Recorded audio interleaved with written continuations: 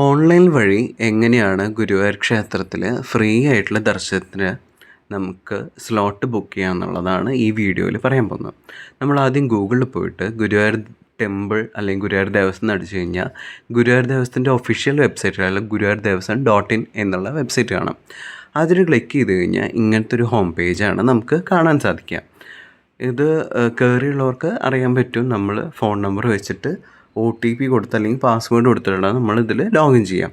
അപ്പോൾ നമുക്ക് എളുപ്പമുള്ള വഴി OTP ആയതുകൊണ്ട് നമ്മളിവിടെ ഫോൺ നമ്പർ കൊടുത്തിട്ട് നമ്മളത് OTP ആണ് ഇതിൽ കൊടുത്ത് ലോഗിൻ ചെയ്യാൻ പോകുന്നത് കേട്ടോ.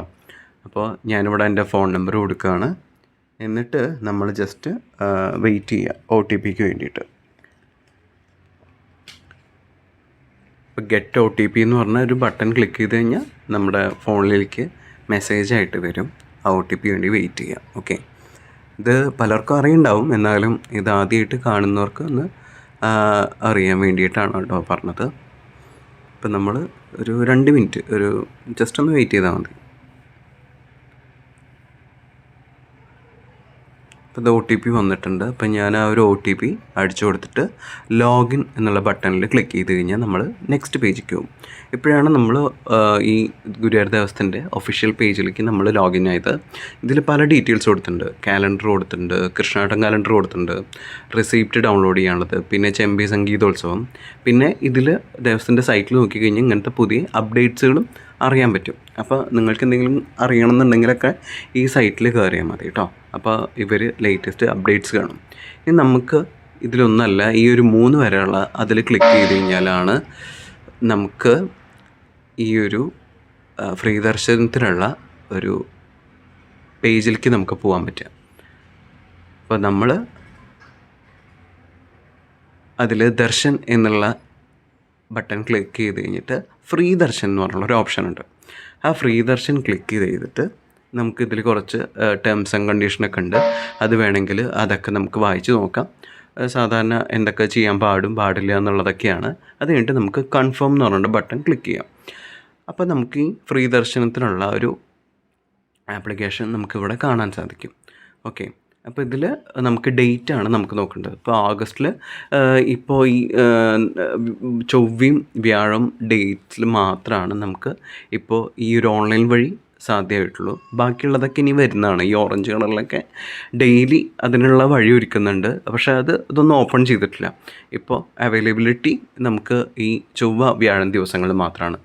അപ്പോൾ നമ്മുടെ കയ്യിൽ ഏതെങ്കിലും ഒരു ഡേറ്റ് സെലക്ട് ചെയ്യണം. അപ്പോൾ ഞാൻ 4-ാം തീയതി സെലക്ട് ചെയ്തു. അപ്പോൾ നിങ്ങൾക്ക് ഇവിടെ നോക്കിയാൽ കാണാം സമയം 7 മണി, 8 മണി, 9 മണി, 10 മണി, ഉച്ചയ്ക്ക് 12 മണി, 1 മണി, വൈകുന്നേരം 5 മണി, 4 മണി ഒക്കെ കാണാം.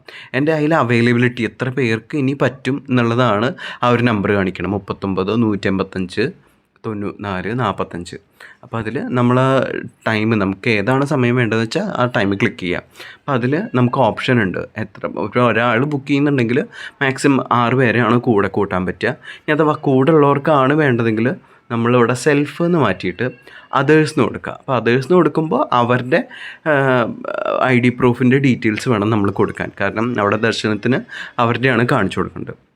അപ്പോൾ നമ്മൾ ആ കൂട്ടത്തിൽ തൊഴാനുണ്ടെങ്കിൽ നമുക്ക് എന്ത് ചെയ്യാം, ആ ഒരു സെൽഫ് എന്നുള്ള ഓപ്ഷനിൽ നമുക്ക് കൊടുക്കാൻ പറ്റും. അപ്പോൾ നമ്മളത് ഇപ്പോൾ സെൽഫാണ് കൊടുക്കുന്നത്.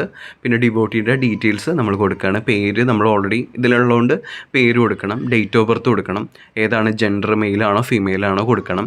പിന്നെ ID പ്രൂഫ് എന്താണ്, ഇപ്പോൾ pan card, Aadhaar card, voter ID ഒക്കെ ഉണ്ട്. അപ്പോൾ എല്ലാവർക്കും ഉള്ള പോലെ ആധാർ കാർഡാണ് ഞാൻ കൊടുത്തിരിക്കുന്നത്. അപ്പോൾ നിങ്ങളുടെ ആധാർ കാർഡിൻ്റെ നമ്പർ വേണം ഇവിടെ കൊടുക്കാൻ.